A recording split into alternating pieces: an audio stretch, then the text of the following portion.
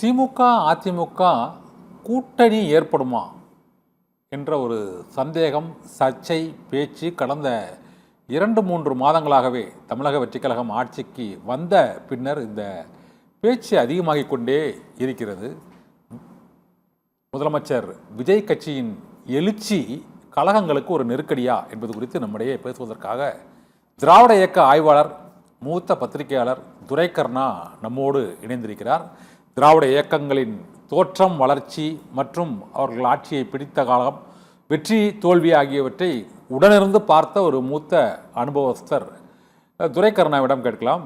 துரைக்கர்ணா sir, இந்த பேச்சு இப்போது அதிகரித்து கொண்டே இருப்பதற்கு என்ன காரணம்? திமுகவுக்கும் அதிமுகவுக்குமே ஒரு நெருக்கடி ஏற்பட்டு விட்டதா? தாவேக்கா என்ற ஒரு மாற்று சக்தி உருவான பிறகு. வணக்கம் கண்ணன். 2026 தேர்தலுக்கு பிறகே தமிழக அரசியல் களம் என்பது வேறு மாதிரி போயிட்டு இருக்கிறத நம்ம பார்க்கிறோம். தமிழக வெற்றி கழகம் ஒரு மகத்தான வெற்றியை பெற்று ஆட்சி அதிகாரத்திற்கு வந்துவிட்டது. 60 ஆண்டுகளாக இருந்த 2 திராவிட கட்சிகளையும் வீழ்த்தி தாவேக்கா ஆட்சிக்கு வந்திருக்கிறது. இந்த கடந்த 50-60 ஆண்டுகளாக திமுக வெர்சஸ் அண்ணா திமுகன்னு தான் அரசியல் களம், தேர்தல் களம் போயிட்டு இருந்தது. இப்ப திடீரென விஜயனுடைய வெற்றி கழகம் வந்ததுனால அரசியல் களமே வேறுபட்டு மாறுபட்டு நிற்கிறத நம்ம பார்த்திருக்கிறோம். தாவேக்கா ஆட்சி அமைவதற்கு திராவிட முன்னேற்ற கழகத்தில் கூட்டணி கண்டு வெற்றி பெற்ற கட்சிகளை போய் தேடி போய் தான் இடதுசாரிகள், IUML, VCK, தேசிய காங்கிரஸ் எல்லா கட்சிகளினுடைய துணையோட அவர் ஆட்சி அமைக்கிறாரு. இந்த நேரத்தில் அதிமுகவிலையும் ஒரு பகுதி ஆதரவை தாவேக்கா பெற்றுதான் ஆட்சியை வலுவானதாக ஒரு கட்டமைத்திருக்கிறதா நம்ம பார்த்திருக்கோம். திராவிட முன்னேற்ற கழகம் ஒரு பிரதான எதிர்கட்சி என்கிற அந்தஸ்தை தான் பெற முடிந்திருக்கிறது. அப்ப தாவேக்கா திராவிட கட்சிகளை வீழ்த்தி தாவேக்கா வருவதற்கு ஏதோ ஒரு பின்புலம் இருக்கிறது. அப்ப கடந்த 10 ஆண்டுகளாக காங்கிரஸ் இல்லாத இந்தியா, கழகங்கள் இல்லாத தமிழகம் என்கிற கோஷத்தோடு வந்த பாரதிய ஜனதா கட்சி தமிழக வெற்றி கழகத்தை பின்னணியிலிருந்து இயக்குகிறதோ, இந்த திராவிட கட்சிகளை வீழ்த்துவதற்கு விஜயை ஆயுதமாக பயன்படுத்தி இருக்கிறார்களோ அப்படிங்கிறதும் இப்ப பேசுபொருளாகிறது. பல்வேறு களங்கள்ல, விவாத களங்கள்ல அது பற்றியும் விவாதம் நடந்து கொண்டிருக்கிறது. ஒரே ஒரு சீட்டு தான் இருக்கு. பாஜக இங்க வென்றது ஒரே ஒரு சீட்டு, அது நீலகிரியில போஜராஜன் என்ற. அவங்க எப்படி பின்னால இருந்து தாவேக்கா வைக்க முடியும்? இல்ல இல்ல இல்ல, அவர்களுடைய நோக்கம் சொல்றேன். தமிழகத்துல கழகங்கள் இல்லாத தமிழகம் என்கிற நோக்கத்தை நோக்கி வியூகங்களை வகுத்து பயணிக்கிறார்கள். அதுல ஒரு ஆயுதமாக விஜயை எடுத்திருக்கிறார்கள் அப்படின்னு திமுக தரப்புலையும் மற்ற தாவேக்காவை தவிர்த்த மற்ற அரசியல் கட்சிகளும் இந்த விமர்சனங்களை முன்வைக்குது. அப்போ திராவிட கட்சிகள் ஒரு மறு சிந்தனைக்கு வந்திருக்கிறார்கள். ஏன்னா தேர்தல் முடிவு வந்தவுடனே விஜய் ஆட்சி அமைத்து விடக்கூடாது, அவர் முதலமைச்சர் ஆகக்கூடாது என்று திமுக தரப்புல ஒரு முயற்சி மேற்கொள்ளப்பட்டதாகவும், அந்த முயற்சி எடப்பாடியை நோக்கி நகர்ந்து எடப்பாடி பழனிசாமியை முதலமைச்சராக்கி திமுக ஆதரவளிப்பது என்கிற பேச்சுவார்த்தை நடந்ததுங்கிற வரைக்கும் நமக்கு அது பூடகமாக இருந்தது.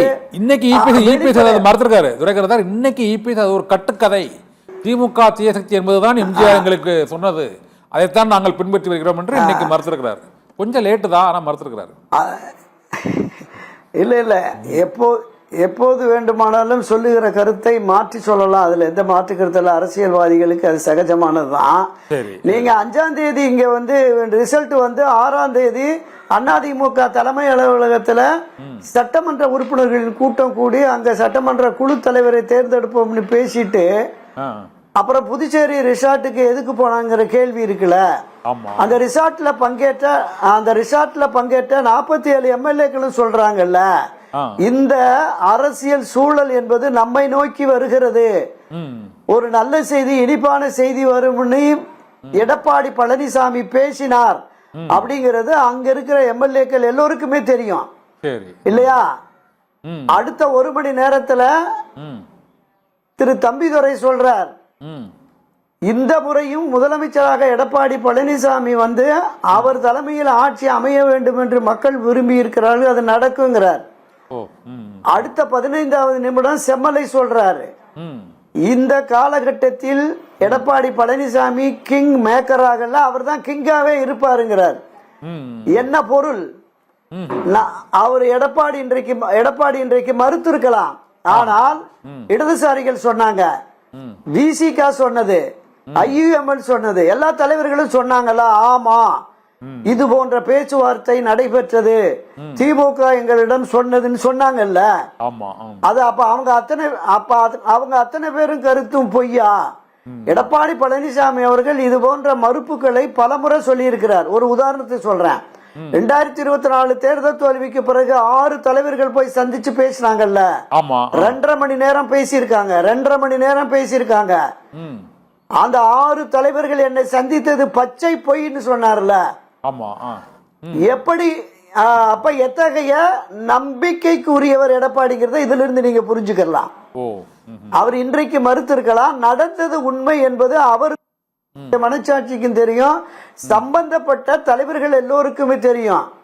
இதையெல்லாம் கடந்து அதே அறிவாலய வளாகத்துல அன்றைய தினம் 6ஆம் தேதி 7ஆம் தேதியும் செய்தியாளர்களை சந்தித்த TKS இளங்கோவன் சொல்றாருங்க, இப்படி பரவலாக பேசப்படுகிறது. ஒருவேளை அப்படி ஒரு நிலைப்பாட்டை எங்கள் கட்சி தலைமை எடுக்குமே என்றால் அதுல தவறு இல்ல, ஆதரிப்போம் சொன்னார். எத? அதிமுக முதலமைச்சராக எடப்பாடி திமுக ஆட்சி அமைப்பதற்கு அப்படி ஒரு நிலைப்பாடு வந்தால் திமுக நாங்க வரவேற்கிற அளவுக்கு போயிட்டாங்க. இதை தாண்டி நீங்க திராவிட முன்னேற்ற கழகமும் அண்ணா திராவிட முன்னேற்ற கழகமும் கடந்த 54 ஆண்டுகளாக ஒரு இருதுருவ அரசியல் தான், எதிரும் புதிருமான அரசியல் தான். ஆனால் நீங்க பார்க்கலாம், செல்வி ஜெயலலிதா அவர்களுடைய மறைவுக்கு பிறகு எல்லா பங்காளி அண்ணன் தம்பி மாமன் மச்சான்னு பேச ஆரம்பிச்சுட்டாங்க. கடந்த 10 ஆண்டுகளாக நான் சட்டப்பேரவை வளாகத்தில் லாபியில பாக்குறேன், திமுக அமைச்சர்களும் அதிமுக எம்எல்ஏக்களும், அதிமுக அமைச்சர்களும் திமுக எம்எல்ஏக்களும் எந்த அளவுக்கு பரஸ்பரம் நட்பு பாராட்டி பேசினார்கள்ங்கிறத நான் நேரடியாகவே பார்த்தவன். எனவே இந்த திமுக எதிர்ப்பு உணர்வு என்பது கிட்டத்தட்ட கொஞ்சம் கொஞ்சமாக அது ஒரு குறைஞ்சிருச்சு அப்படிங்கிற மாதிரி பாக்குறேன். நீங்க சொல்றீங்க, நீங்க பல ஆண்டுகளாக அதிமுக திமுக இங்க சட்டமன்ற உறுப்பினர்கள் மக்கள் அந்த திமுக தொண்டர்கள் அதிமுக தொண்டர்களையும் பார்த்துட்டு வர்றீங்க. ஒரு வேளையை திமுகவும் அதிமுகவும் இணைவதை அல்லது இணையப்போவதாக வரக்கூடிய இந்த செய்திகளை அந்த கட்சியின் அடிமட்ட தொண்டர்கள் ஓட்டு போட்டவங்க அதை எப்படி எதிர்கொள்றாங்க?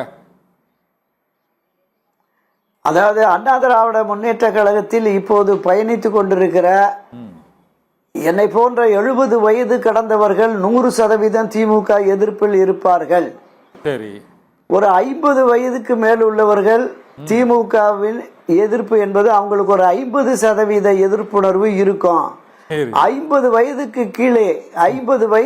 கீழே அதிமுகவில் பயணிப்பவர்களுக்கு ஒரு 25% தான் அந்த எதிர்ப்புணர்வு இருக்கிறதுன்னு நான் பாக்குறேன். ஏன்னா ஈரோடு கிழக்கு பெரிய அளவுல எதிர்ப்பு இல்ல. திமுகவுல இணைந்தால் பெரிய லெவல்ல மக்கள் எதிர்க்க மாட்டாங்க, அதிமுக தொண்டர்கள் எதிர்க்க மாட்டாங்க. இல்ல, அந்த எதிர்ப்புணர்வு என்பது மங்கி போயிடுச்சு, தீவிரத்தன்மை இல்லைங்கிறத சொல்ல வர்றேன். என்ன காரணம்னு சொல்றேன். இந்த கட்சியை வழிநடத்துகிற எடப்பாடி பழனிசாமியே திமுகவை தீவிரத்தன்மையோட எதிர்க்கல. அவர் ஆட்சி கட்சியாக இருந்த போதும் சரி, எதிர்கட்சியாக இருந்த போதும் சரி, ஒரு இணக்கமான புரிந்துணர்வோடு தான் அவங்க பயணித்தார்கள் என்பதுதான் பொதுவெளி கருத்தாக இருக்கிறது. திமுக அதிமுகவில் இருக்கிற முன்னணியினருக்கு இது மிக நல்லாவே தெரியும். நீங்க அண்ணா திராவிட ஆட்சி இருக்கிற போது 4.5 ஆண்டுகள் இருந்தாங்க பிறகு திமுகவும் அதிமுகவின் முன்னாள் அமைச்சர்கள் மீது எந்த வழக்கும் போடல, எந்த கைது நடவடிக்கையும் எடுக்கவே இல்லையே 5 ஆண்டுகளும். அதைத்தான் சொல்ல வர்றேன் கர்னல், அதைத்தான் சொல்ல வர்றேன். 4.5 ஆண்டுகள் எடப்பாடி பழனிசாமி ஆட்சியில திராவிட முன்னேற்ற கழகத்தினுடைய சட்டமன்ற உறுப்பினர்கள் பயன்பெற்றார்கள், பலனடைந்தார்கள். இது அவர்களுக்கும் தெரியும், கட்சி தலைமைக்கும் தெரியும்.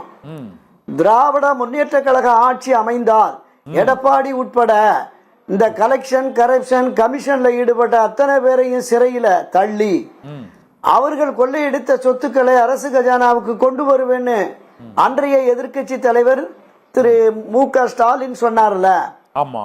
யார் மேல வழக்கு போட்டு யார சிறையில தள்ளி எந்த பணத்தை எந்த கஜானாவுக்கு கொண்டு போனார் சொல்லணும்ல. திரு ஸ்டாலின் அதை சொல்லணும். அன்றைக்கு இன்னொன்னு குறிப்பா சொல்லணும்னா, பல பதிவுகள்ல நம்ம பேசியிருக்கோம். ஒரு 98 பக்கம் ஆளுநர் மாளிகையில போய் குற்றப்பட்டியலை கொடுக்கிறார் எடப்பாடி பழனிசாமி உட்பட ஒரு 12-14 அமைச்சர்கள் மேல. இதெல்லாம் ஆதாரபூர்வமாக லஞ்சம் வாங்கினதுக்கு ஆதாரம் இருக்கு. ஸ்மார்ட் சிட்டி ஊழல், பருப்பு ஊழல், எண்ணெய் ஊழல், டெண்டர் ஊழல், அந்த நெடுஞ்சாலைத்துறை கான்ட்ராக்ட் ஊழல்னு 200 கோடி 500 கோடி 600 கோடின்னு ஊழல் பட்டியல். கொரோனாவிலேயே இவ்வளவு பணம் சம்பாதிச்சாங்க குற்றச்சாட்டு சொன்னாங்கல்ல.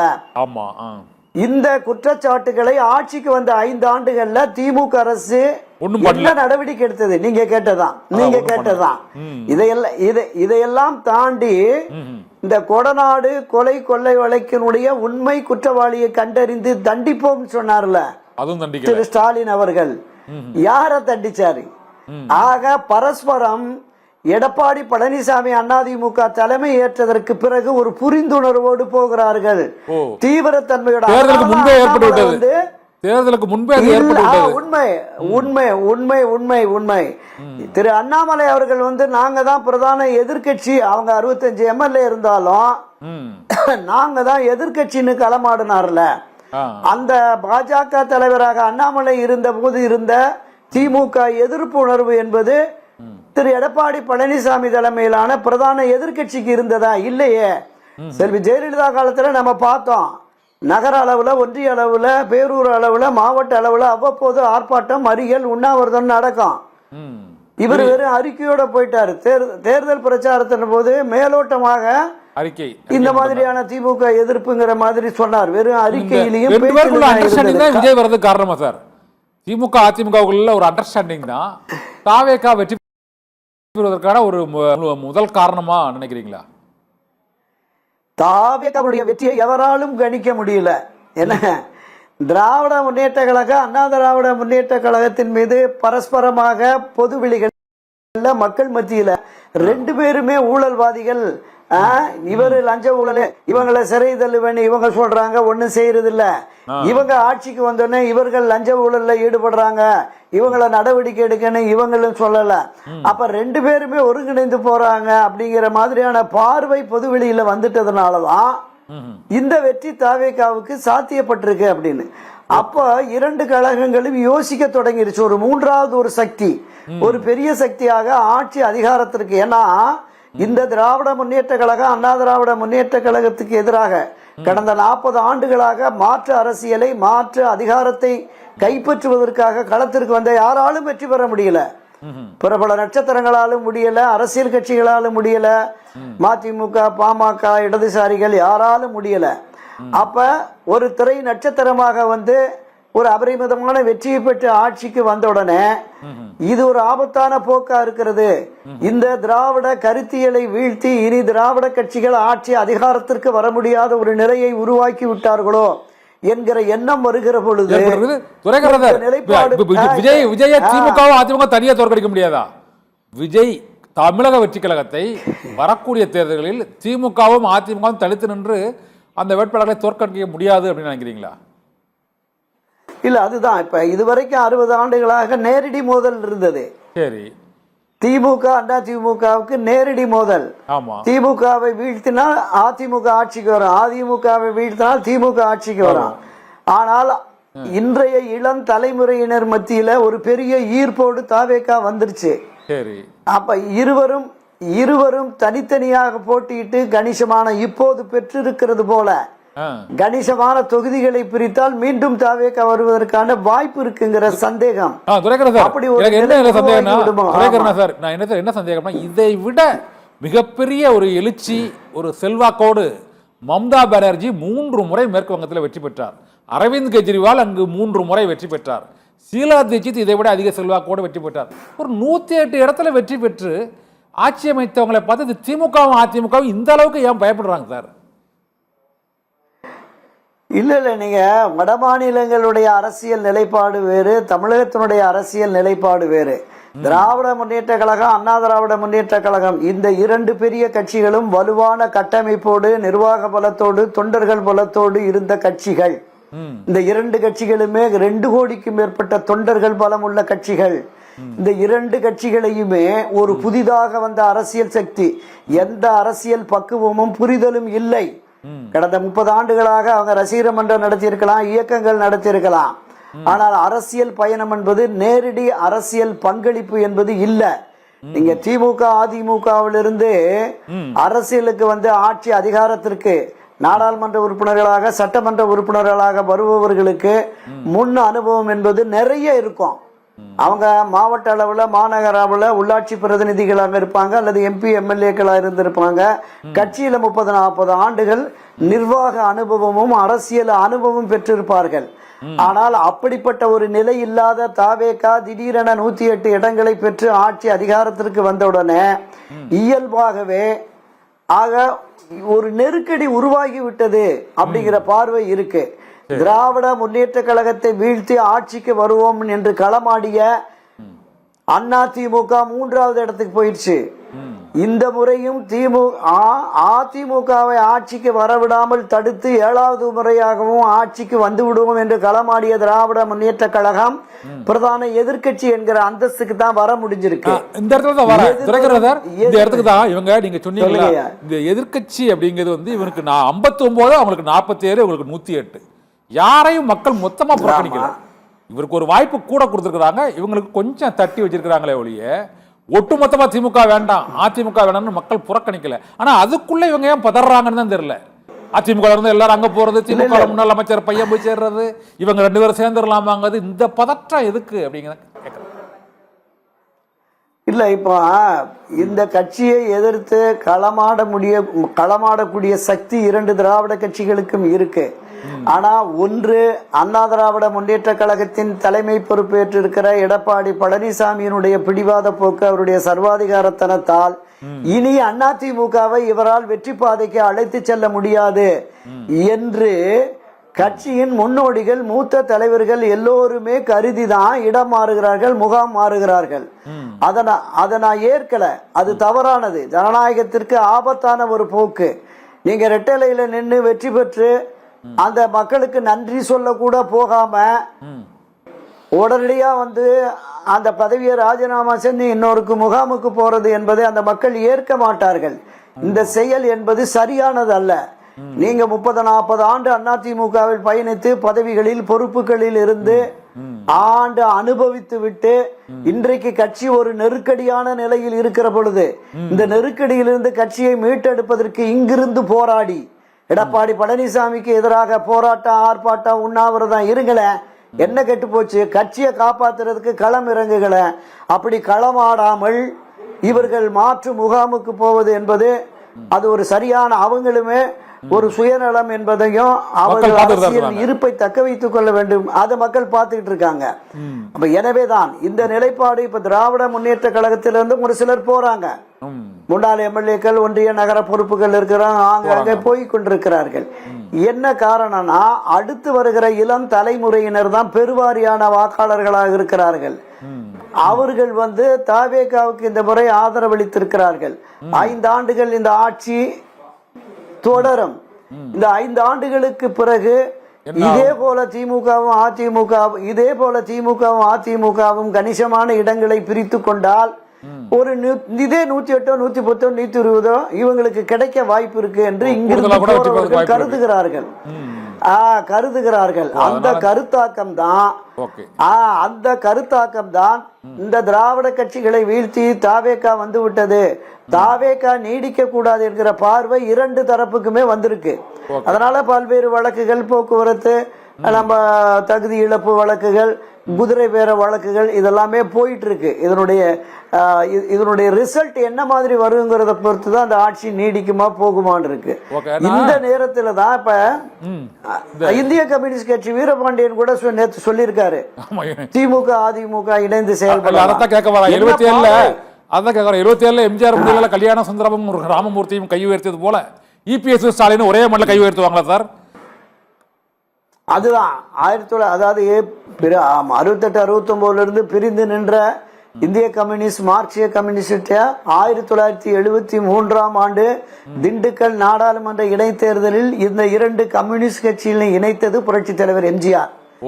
அதிலிருந்து தொடர்ந்து இடதுசாரிகள் பயணித்து வருகிறார்கள். இடதுசாரிகள் ஒரே அணியில பயணிக்கிறார்கள்.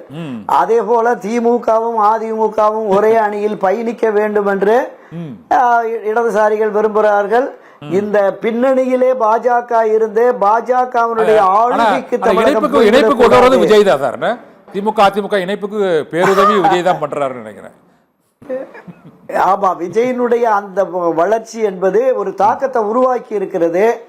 நான் சொன்ன மாதிரி இவர்கள் இருவரும் இணைந்து பயணிக்கிற போது இன்னொரு பெரிய ஆபத்து இருக்கு. இப்ப தொடர்ந்து இரண்டு கட்சிகளையும் தாவேகா விஜய் விமர்சித்து வருகிறார்ல. 2 பேரையுமே கடுமையாக விமர்சித்து வருகிறார். இது தீய சக்தி, அது தீர்ந்து போன சக்தின்னு. அப்ப இந்த 2 சக்திகளும் கூட்டணி என்று வந்தால் நான் சொன்னது உண்மையாயிடுச்சு.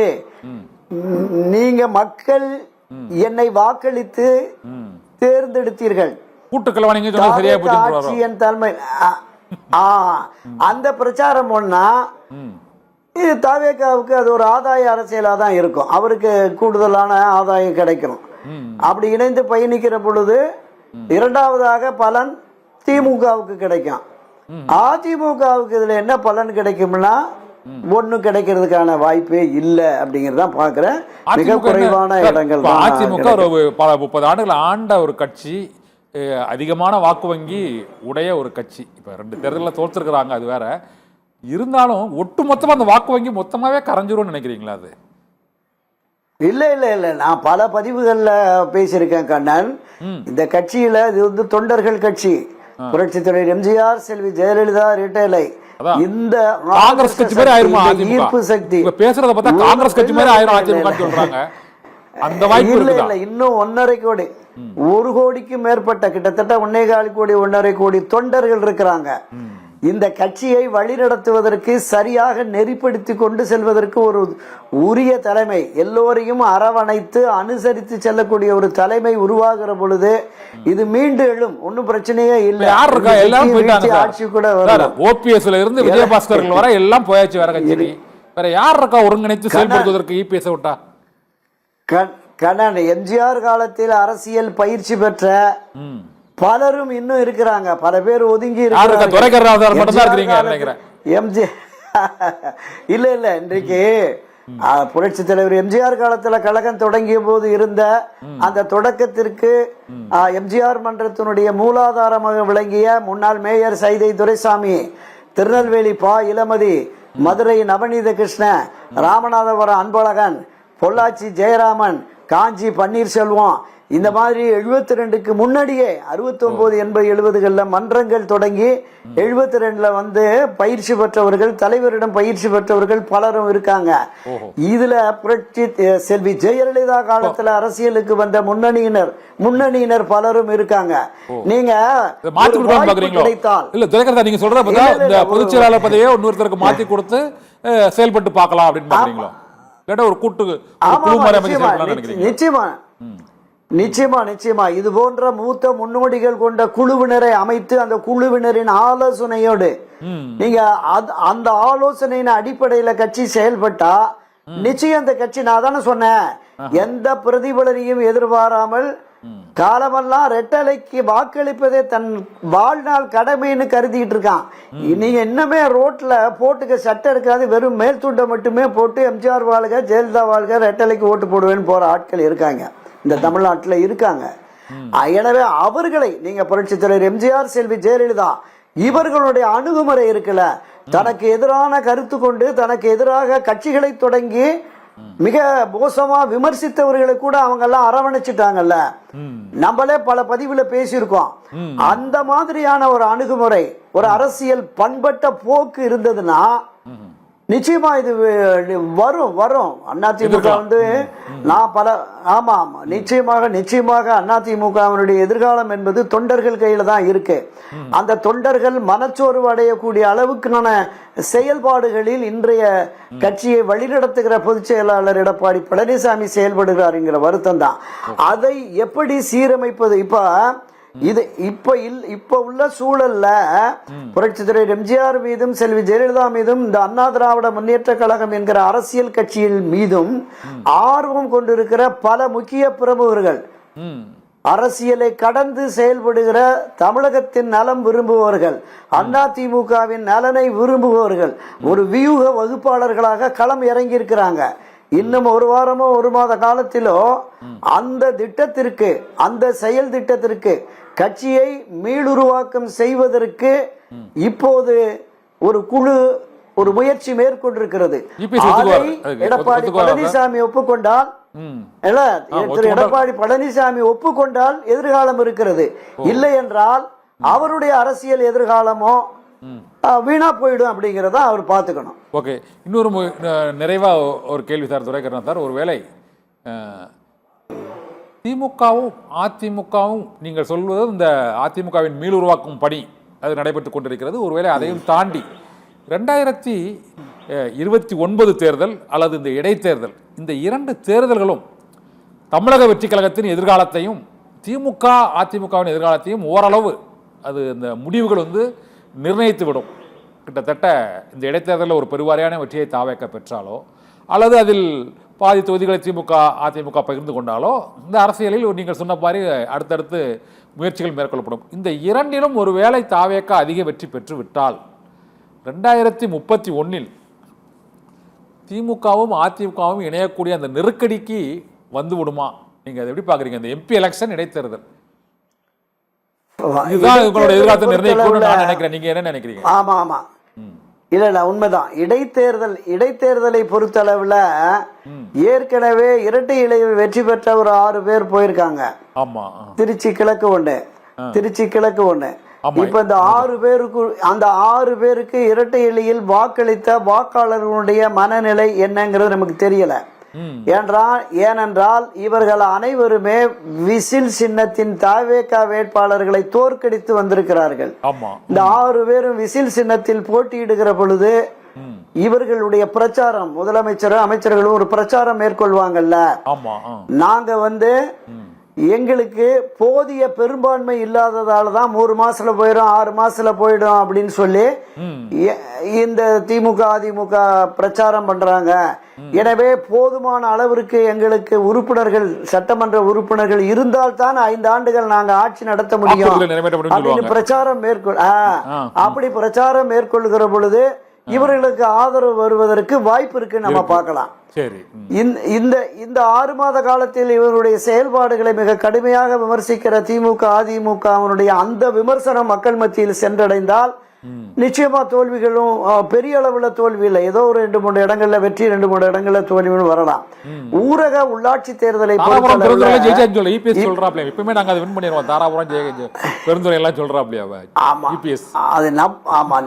நம்பிக்கைதான வாழ்க்கை. எல்லாருமே தோத்து போவோம்னா களத்துக்கு போவாங்க, எல்லோருக்குமே அந்த ஆசை இருக்கும். நிச்சயமா நாங்க வெற்றி பெறுவோமாங்க. இன்னொன்று, பொது வேட்பாளர்கள் நிறுத்தி கூட தாவேக வேட்பாளரை தோற்கடிக்கணும் கூட பேசுறாங்கன்னு சொல்றாங்க. எது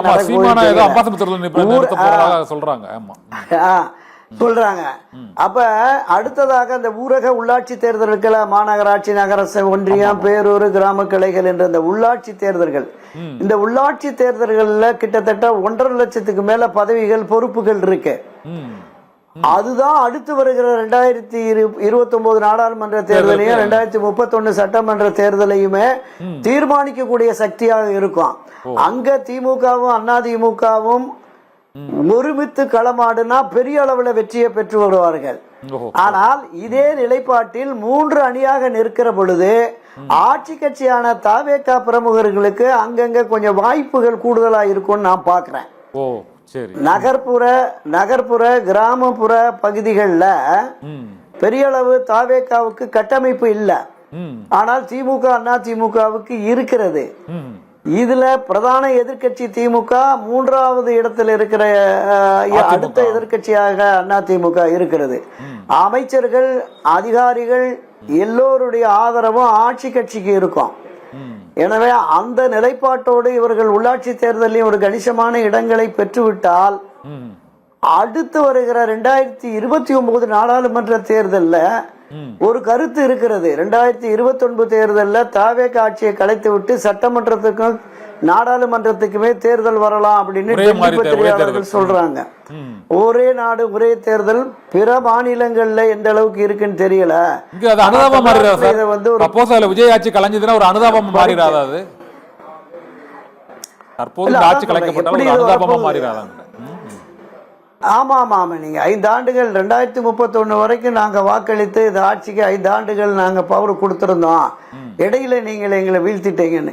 அப்போ இது எந்த மாதிரி தாவேகாவுடைய செயல்பாடுகள் 2029 வரைக்கும் அதோட தாவேகாவுடைய அரசியல் ரீதியான தாவேகாவுடைய கட்சியினர் அரசியல் ரீதியான செயல்பாடுகளும் தாவேகா அரசனுடைய செயல்பாடுகளும் மக்களுக்கு அளித்த வாக்குறுதிகளும் எந்த அளவுக்கு நிறைவேற்றுகிறார்களோ அப்போதுதான் இந்த ஆட்சி தொடர வேண்டும், இந்த ஆட்சியை இடையிலேயே கலைத்து விட்டீர்களே என்கிற அனுதாபம் வரும்.